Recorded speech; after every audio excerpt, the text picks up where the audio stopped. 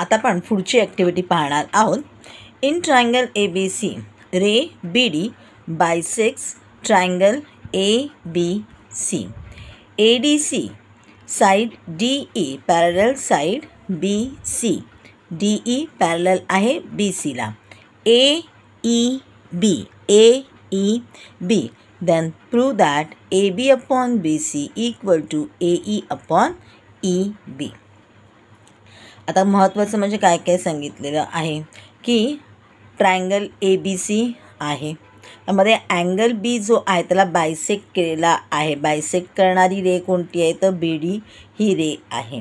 म्हणजे काय होणार आहे, AD इक्वल टू DC होणार आहे, हे पद्धतीने सांगितलेलं आहे.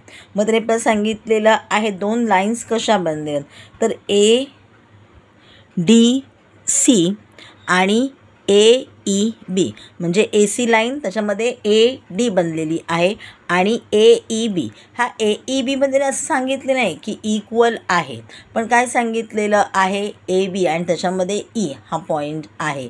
AEB कोलिनियर पॉईंट्स आहेत, एकच लाईन आहे. त्याचप्रमाणे AEB ही सुद्धा त्यांनी सांगितले कोलिनियर आहे आणि ADC ही सुद्धा कोलिनियर आहे. आता आपल्याला काय प्रूफ करून दाखवायचं आहे, AB अपॉन BC आणि AE अपॉन EB. दोन वेगवेगळ्या लाईन्स आहेत, दोन वेगवेगळ्या गोष्टी आहेत.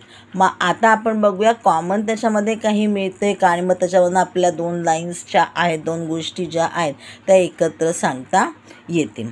बघूया आपण. In triangle ABC ray BD बायसेक्स angle B. Therefore AB upon BC equal to AD upon DC. Sorry मी काहीतरी वेगळं वाचलं का. AB upon BC AD upon DC angle bisector theorem, आणि ह्याला दिलं इक्वेशन नंबर 1.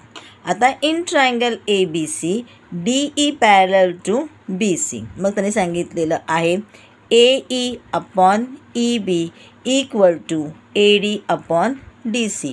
हा आपला कुठला आहे, बेसिक प्रपोर्शनॅलिटी थेरम आहे.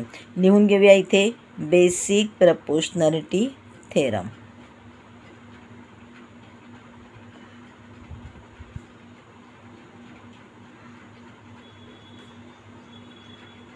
हा तुम्ही वहीमध्ये सोडवताना असं तुम्हाला पूर्ण लिहिता येईल आणि त्याला ब्रॅकेट टाकून त्याला अंडरलाईन करा.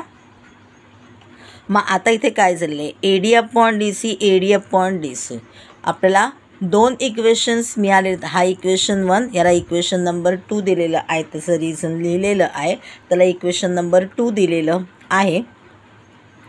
आता AD अपॉन DC हे दोन्ही जर सारखे आहेत तर but obviously AB upon BC equal to AE upon EB असणार आहे.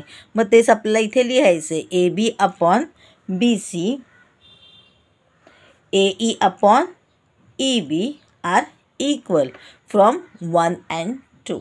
जर दोन गोष्टी या समान असतील तर राहिलेल्या दोन गोष्टीसुद्धा समानच असणार आहेत, आणि म्हणून अशा प्रकारे आपण ते प्रूफ करून दाखवलेलं आहे.